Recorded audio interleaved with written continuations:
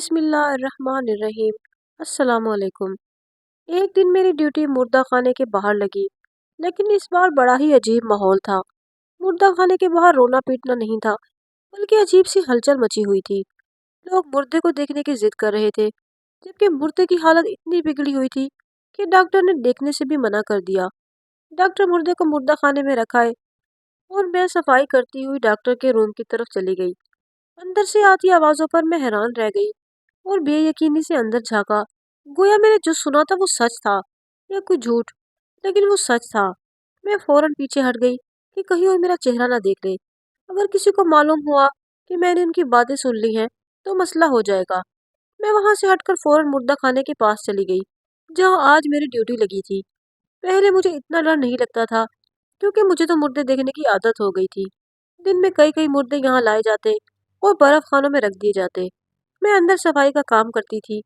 میری حالت خراب ہونے لگی۔ نہ جانے کیوں میرا دل کہہ رہا تھا کہ کچھ نہ کچھ تو غلط ہے، یا آنکھوں سے کچھ پوشیدہ ہے جو میرے گلے پڑے گا۔ میں اپنے ذہن کو جھٹکتی، اپنی سوچوں کو قابو کرتی اندر کی صفائی کرنے لگی، جبکہ یہ دیکھ کر دنگ رہ گئی کہ ابھی جو مرد آیا تھا اس کی تازہ لاش سرد خانے میں رکھی نہیں گئی، بلکہ باہر سڑنے کے لیے چھوڑ دی گئی۔ میں آگے بڑھی۔ مجھے اس لاش پر بڑا ترس آیا، کیونکہ جو راز میں اس لاش کے متعلق سن کے آئی تھی اس نے مجھے کافی ڈرایا تھا۔ میں نے ایک بار اس لاش کو دیکھنے کا سوچا کہ ایک بار اس لاش کو دیکھوں تو صحیح کہ وہ ہے کون۔ اس ارادے سے ہی میں نے اس کی چادر کی طرف اپنا ہاتھ بڑھایا۔ اگلے ہی لمحے میری ایک چیخ بلند ہوئی، کیونکہ میری چادر کو ہاتھ لگاتے ہی وہ وجود ہلنے لگا تھا۔ میرے اندر ہلنے کی بھی ہمت ختم ہو گئی۔ میں تھر تھر کانپ رہی تھی، آواز حلق میں اٹک گئی تھی۔ میری خوفزدہ نظریں پتھر بنے اس وجود پر تھی، جس کے جسم میں حرکت اب ساکت ہو گئی تھی۔ میں نے واپس اسی کی طرف قدم بڑھایا، کیونکہ شاید وہ موجود مردہ نہیں بلکہ زندہ تھا۔ لیکن ابھی میں نے ایک ہی قدم بڑھایا تھا جب وہ واپس ہلا۔ میری ہمت جواب دے گئی اور میں بھاگتی ہوئی اس کمرے سے نکل آئی۔ یہ میرے ساتھ پہلی مرتبہ ہوا تھا۔ مردہ خانے میں مردے کا ہلنا۔ شاید میری جگہ کوئی اور ہوتا تو وہ بھی ڈر جاتا۔ میں باہر بھاگتی ہوئی ڈاکٹر کے پاس گئی، ڈاکٹر جو اس مردے کے گھر والوں کو رخصت کر رہا تھا۔ مجھے گھبرایا ہوا دیکھ کر اس کے چہرے کا رنگ اڑ گیا۔ اس نے مجھے نظر بچا کر پیچھے اور خاموش رہنے کا اشارہ کیا۔ میں ڈاکٹر کے کمرے کے پاس چلی گئی۔ کچھ دیر بعد ڈاکٹر آیا اور مجھے آفس میں لے گیا۔ پھر مجھ سے پوچھا کہ تم ڈری ہوئی کیوں ہو؟ میں نے ڈاکٹر کو بتایا کہ جو مردہ صبح یہاں لایا گیا تھا وہ مردہ نہیں بلکہ زندہ ہے۔ میری بات سنتے ہی ڈاکٹر نے خاموشی سے مجھے دیکھا اور پھر دراز سے ایک نوٹوں کی گڈی نکال کر میرے آگے کر دی۔ میں پیسے دیکھ کر حیران رہ گئی جو وہ مجھ سے بولا کہ یہ تمہارے ہی ہیں۔ میں نے وہ پیسے تھام لیے اور اچانک ہوتی خوشی کو چھپا نہیں سکی۔ حیرت سے پوچھا، کیا پیسے واقعی میرے ہیں؟ تو وہ ڈاکٹر بولا، ہاں بالکل تمہارے ہیں، لیکن تم نے جو بھی دیکھا اس کے متعلق تم کسی کو نہیں بتاؤ گی۔ ڈاکٹر کی بات سن کر میں چونک گئی، لیکن اگلے ہی لمحے میں سمجھ گئی کہ ڈاکٹر اندر مردہ خانے میں پڑے وجود کے متعلق بات کر رہا تھا۔ پہلے پہل تو مجھے یہ غلط لگا، لیکن پھر میں نے سوچا میرا کیا واسطہ، وہ اندر پڑا وجود میرا کون سا سگا ہے۔ اس لیے میں نے وہ پیسے رکھ لیے اور خوشی سے حامی بھی بھر لی۔ پھر میں نے اس ڈاکٹر کے ساتھ واپس اس کمرے میں گئی۔ اس ڈاکٹر نے اندر جاتے ہوئے دروازہ بند کر دیا اور اپنے کوٹ کی جیب سے انجیکشن نکال کر اس وجود کو لگا دیا، اور انجیکشن لگنے کے بعد تو وہ بالکل سن اور بے جان ہو گیا تھا۔ یہ سب دیکھتے میرے ہاتھ پاؤں کانپنے لگے اور رونگٹے کھڑے ہو گئے۔ یہ سب کیا تھا؟ اس ڈاکٹر نے اس کا قتل کر دیا تھا۔ میں بے یقینی سے ڈاکٹر کو دیکھ رہی تھی جب وہ مجھ سے بولا، اب تم جلدی سے یہاں کی صفائی کرو، اور ہاں، اپنی آنکھیں، کان اور زبان بند رکھنا۔ میں نے فوراً اس بات میں سر ہلایا، کہیں وہ ڈاکٹر میرے ساتھ بھی کچھ برا نہ کر دیتا۔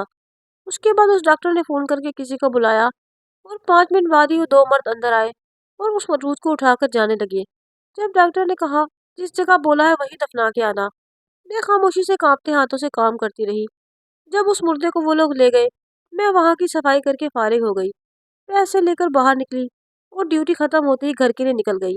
میں بہت ڈری ہوئی تھی، پیسے نہ بھی ملتے تو میں اپنا منہ بند ہی رکھتی، لیکن میں نے جو دیکھا تھا اس کے بعد تو میرے ہوش اڑ گئے تھے۔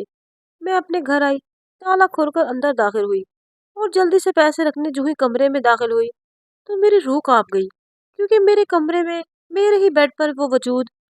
میرا نام نازیہ ہے اور میری عمر 26 سال ہے۔ میری تعلیم FSc ہے اور میں لاہور کی رہنے والی ہوں۔ میرے ساتھ کوئی نہیں رہتا۔ کچھ برس پہلے میری امی کا انتقال ہو گیا اور ابا بچپن میں ہی چھوڑ گئے تھے۔ मेरी माँ का नाम नाजिया था, वो टीचर थी, और मेरे अब्बा स्कूल के प्रिंसिपल। मेरे अब्बा को मेरी अम्मा से मोहब्बत हो गई, जबकि मेरे अब्बा मेरी अम्मा से 8 बरस बड़े थे। अब्बा ने अम्मा से मोहब्बत की शादी की, उन्हें बहुत अच्छे से रखा।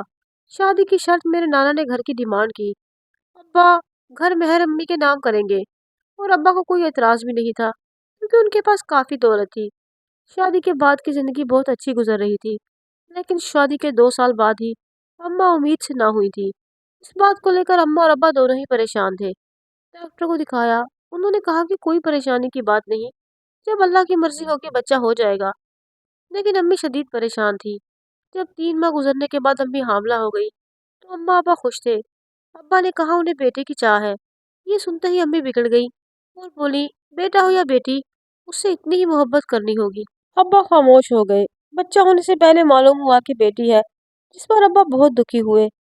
लेकिन फिर उन्होंने ये इत्मीनान कर लिया, अगली औलाद बेटा हो जाएगी। जब डिलीवरी का वक्त करीब आया, मेरी अम्मी ने मुझे पैदा किया। इस दौरान कुछ पेचीदगी हो गई, जिसकी वजह से अम्मी की बच्चादानी निकालनी पड़ी। और डॉक्टर ने अब्बा को बताया कि वो कभी दोबारा माँ नहीं बन सकती। ये खबर अब्बा के हवास तलब कर गई। अब्बा ने अम्मी को ताने देने शुरू कर दिए, और इस बात को लेकर अक्सर अम्मी अब्बू की लड़ाई होने लगी। जब 1 साल बाद ही अब्बा ने दूसरी शादी करके मुझे और अम्मा को छोड़ दिया। घर अम्मा के नाम था, अब्बा हासिल न कर ले इसलिए अम्मा ने इद्दत में रहते ही इस घर को बेच दिया और दूसरा घर ले लिया। हम वहाँ रहने लगे। मेरी परवरिश का सारा खर्चा अम्मी ने ही उठाया। वक्त पर लगा कर उड़ गया। मैं बड़ी हो गई और खुद टीचरी करने लगी। इस दौरान कुछ ऐसा हुआ जो मेरी जिंदगी बदल गया। एक बहुत बड़ा जल्जला आया, जो अम्मी के साथ मेरी जिंदगी भी उजाड़ गया। जब कुछ अरसे बाद ही मेरी अम्मी का इंतकाल हो गया, तो मैंने डर के मारे अपना घर बदल दिया, कहीं जो कुछ वक्त से पहले हो तो दोबारा ना हो जाए। फिर मेरी नौकरी बदल गई। अब मैं किराए के मकान पर थी, इसलिए खर्चा बढ़ गया था। मैंने टीचरी छोड़ दी और दूसरी नौकरी तलाश की।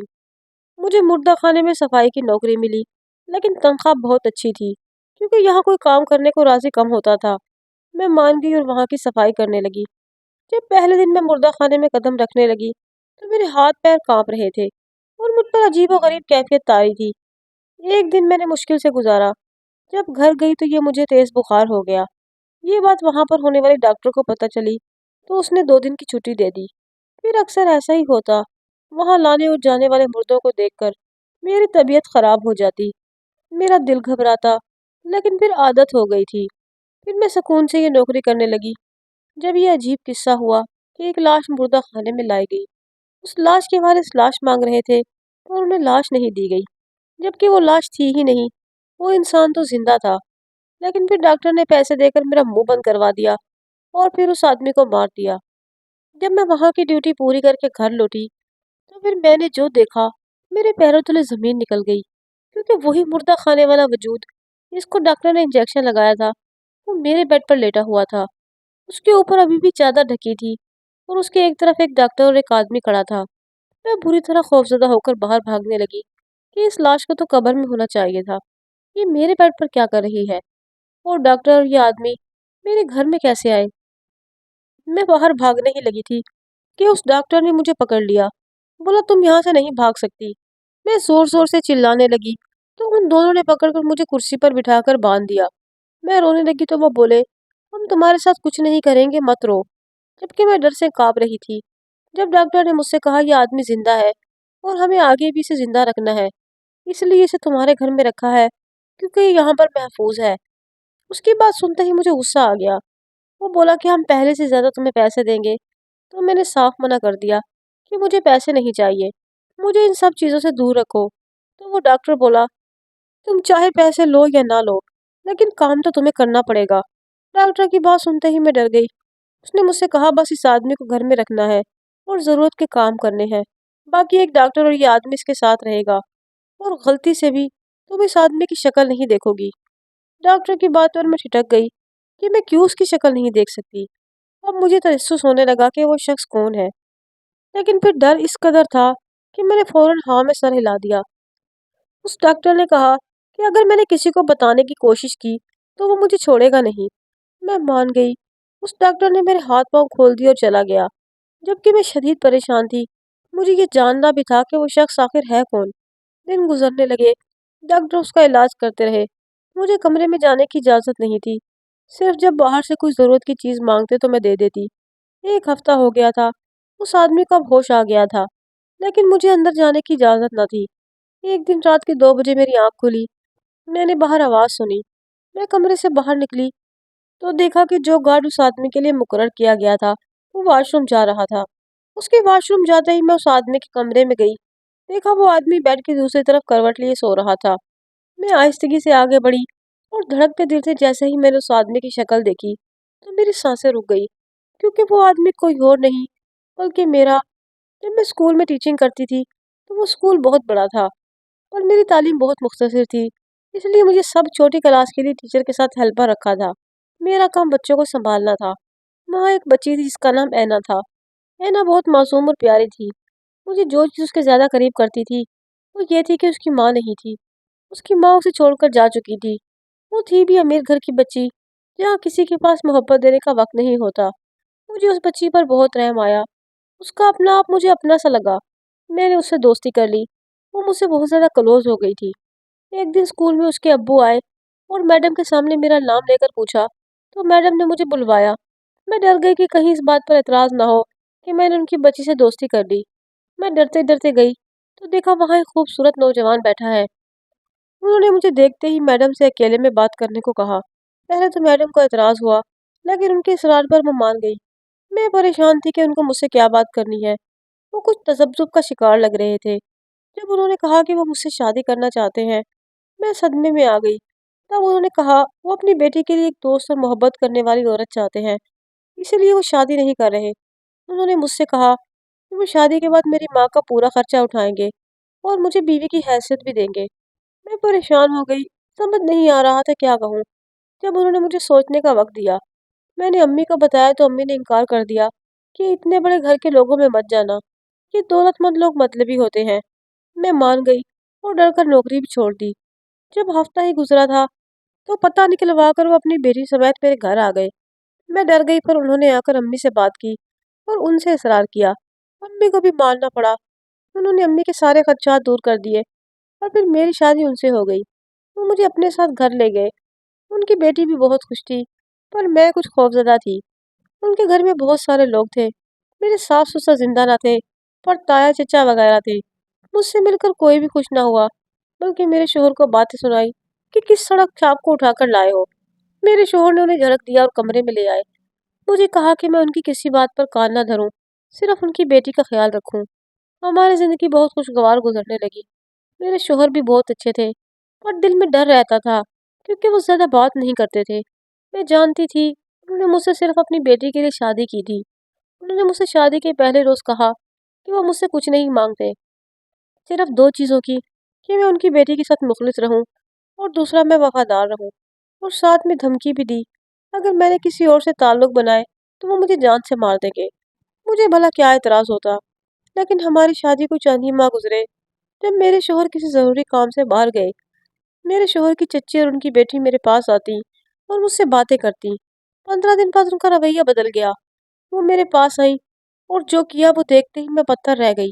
उनके पास मेरी कुछ नाज़ेबा तस्वीर थी, जो किसी गैर मर्द के साथ बनाई गई थी। वो तस्वीर मेरी नहीं थी, और उसमें शक्ल मेरी ही थी।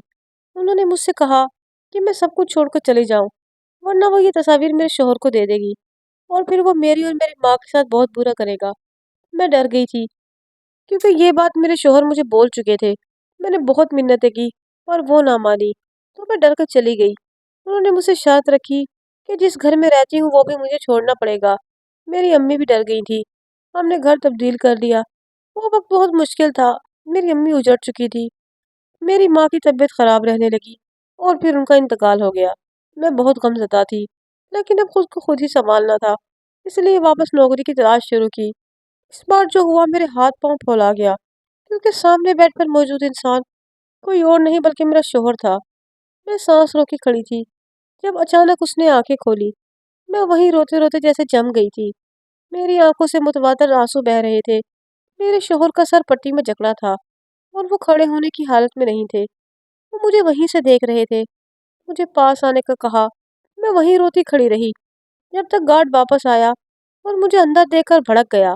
इससे पहले कि वो मुझे निकालता, मेरे शोहर ने उसे बाहर निकलने को कहा। उसे भेजकर मुझे वापस बुलाया। मैं आहिस्ता आहिस्ता चलती उनके पास आ गई। जब उन्होंने मेरे हाथ पकड़ लिए तो मैं एकदम से सफेद पड़ गई। जब वो नम लहजे में बोले कि तुम चच्ची के डराने पर क्यों भागी, क्या तुम्हें खुद पर यकीन नहीं था? उनके पूछने पर मैं बुरी तरह रोने लगी और कहा कि आप मुझ पर भरोसा नहीं करते, अपनी चच्ची पर ही करते। उनके पास झूठा सबूत था। मेरी बात सुनते ही वो बोले कि तुम मेरी बीवी हो, मैं तुम पर यकीन करता। तुमसे शादी मैंने जांच पड़ताल करके की थी। मैं सबके आगे तुम पर यकीन करता। वो बोले तो मैं रो दी। मैंने पूछा आपको ये सब कैसे पता? तो वो बोले तुम्हारे जाने के बाद चच्ची ने वही तस्वीर मुझे दिखाई और कहा कि तुम इस लड़के के साथ भाग गई हो। उनकी बात सुनते ही मैं दंग रह गई। मैंने फौरन नफी में सर हिलाया। जब वो दोबारा बोले कि मुझे मालूम था वो झूठ बोल रही हैं, मैंने शिकवे भरी नजरों से उन्हें देखा और पूछा, अगर मालूम था वो झूठ कह रही हैं, तो मुझे ढूंढा क्यों नहीं? तो मेरी बात पर वो बोले कि तुमने मेरा यकीन नहीं किया, मुझे छोड़कर गई थी, तो मैं क्यों ढूंढता? उनकी बात पर मैं और रोने लगी, तो वो मेरे आंसू साफ करने लगे। मैंने उनको बताया कि अम्मी का इंतकाल हो गया है और मैं बिल्कुल अकेली रह गई हूँ। मेरे रोते हुए वो बोले, अकेली नहीं हो तुम, तुम्हारा शोहर तुम्हारे साथ है। उसके बाद मैंने उनसे पूछा कि आपकी हालत कैसे हुई, तो उन्होंने बताया, डॉक्टर को उस दिन मैंने रूम में बात करते सुन लिया था कि उन्होंने किसी से पैसे लिए थे, वो आपको मरवाना चाहते थे। मैं कहते कहते रुक गई। तब मेरे शोहर ने मुझे बताया कि वो मेरे शोहर के सगे चचा नहीं और उन्होंने ही मेरे शोहर को मारना चाहा था ताकि उनकी दौलत हासिल करें। वो बहुत मुश्किल से बचे हैं। अपने खानदान की नज़र में तो वो मर चुके हैं और उनकी कब्र भी बन गई है। मैं ये सब सुनकर रोने लगी। तो उन्होंने कहा कि सब ठीक हो जाएगा और ठीक होते ही मैं इन सब से निपट लूंगा। मैंने उनसे पूछा हमारी बेटी कहाँ है? तो उन्होंने बताया कि हमारे जाने के बाद उन्होंने उसे उसकी सगी माँ के पास भेज दिया था और इस बात को 1 साल का अरसा गुजर चुका है और जिन्होंने ये सब किया वो जेल की सलाखों के पीछे हैं और अब मैं खुद भी माँ बनने वाली हूँ। मुझे इस बात का एहसास हो गया कि मेरे शोहर मुझे सिर्फ अपनी बेटी के लिए लाए थे, बल्कि अब मुझे यकीन है कि मैं जान चुकी हूँ वो मुझसे मोहब्बत करते थे।